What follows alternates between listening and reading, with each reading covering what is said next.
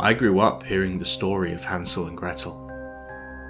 Poor kids left to die by their evil stepmother, nearly eaten by a witch. Even today, parents tell their children, if you don't behave, the witch's ghost will take you away and cook you in her oven. Their stepmother hung herself in her cell, but there was a rumour the guards did it.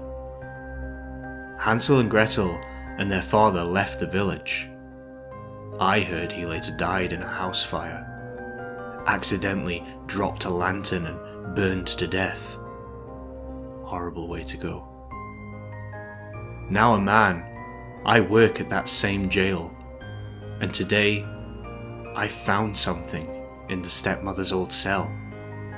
A journal hidden in the floor.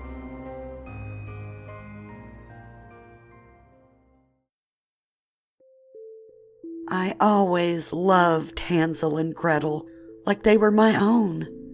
I tried to be a good mother to them. When I met them, they were so sweet and adorable.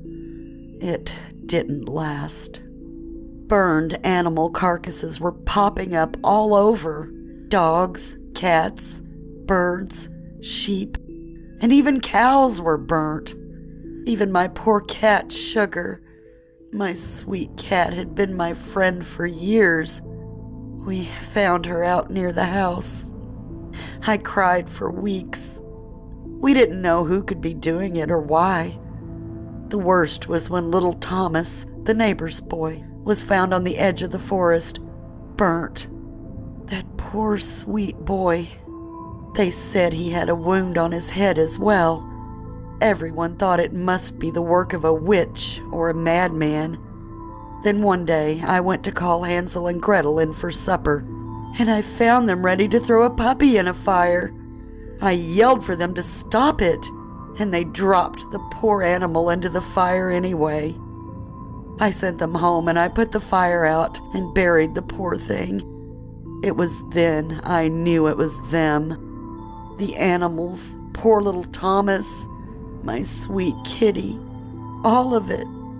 It was them. It felt like a horse had kicked me. I remembered them telling Thomas's mother and father how sorry they were, and it chilled me to the bone. I told them I was going to tell their father. They told me go ahead. He wouldn't believe me. They said they'll cry and tell him I hate them. I spanked them with a switch and sent them to bed without their supper. I told their father, and he said he was going to talk to them. They told him they were just playing with the puppy when I startled them and made them drop it into the fire. He believed them. He said they were just being kids, and a deranged monster killed Thomas and those other animals.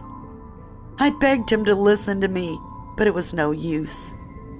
I knew no one was going to believe me, so I had to do something. I decided to lead them into the forest and leave them for the wolves or vultures. I hated to. I loved those two like they were my own children, but I just didn't know what else to do. No one would have believed me, and they would have kept on killing. I couldn't let what happened to Thomas happen to another child. After my husband went to work, I told the children we were going into the forest to pick blueberries to make a pie, and I led them deep into the forest. I snuck away when they weren't looking. I went home and waited for my husband to come in for supper. I told him the children went out to play, and I hadn't seen them all day. We waited 2 hours for them to return, and when they didn't, we went out looking for them. I kept suggesting we look in the wrong direction. I hoped everyone would assume they got lost and were eaten by wild animals. Finally, he told me he was going to form a search party and I should go home and wait for the children in case they came home. The next thing I know, the authorities break in and arrest me and carry me away. That's when I saw Hansel and Gretel with their father. Oh no, it didn't work. They were pretending to cry. I saw right through it. "How could you?" he said. They told their father a ridiculous story about me telling them we didn't love them and we didn't want to see them again before abandoning them. They said they followed a white bird to a big cottage made of gingerbread, cakes, candy, and window panes made of sugar. They also said that inside was a horrible witch that tried to cook them and eat them, but Gretel was able to trick her and burn her alive in her own oven. I can only speculate, but I don't think she was a witch at all, just a nice old lady. I think they wandered the forest and stumbled upon her home, and she took them in, and they repaid her by burning her alive. That poor woman. She was only trying to help what she thought were two innocent children. It's my fault. I should have just killed them myself. That nice lady would still be alive.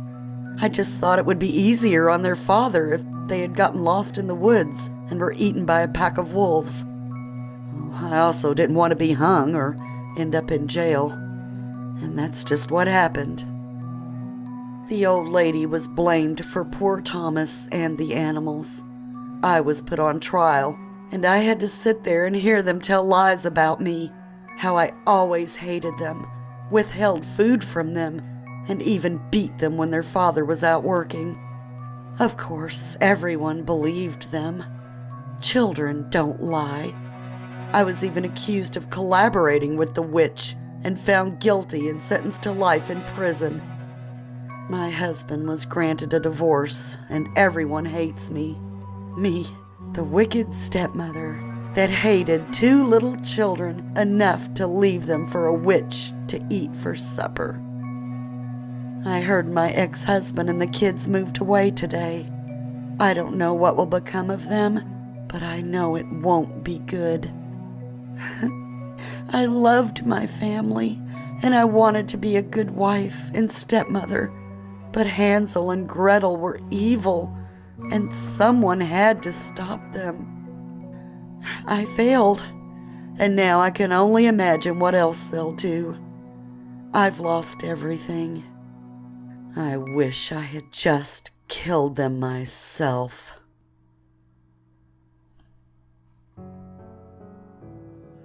I'm still stunned.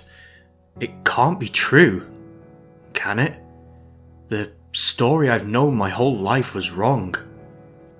Yes, she had to be telling the truth. I don't think their father's death was an accident. It all fits. The burned animals, little Thomas, the witch, and their father's accident.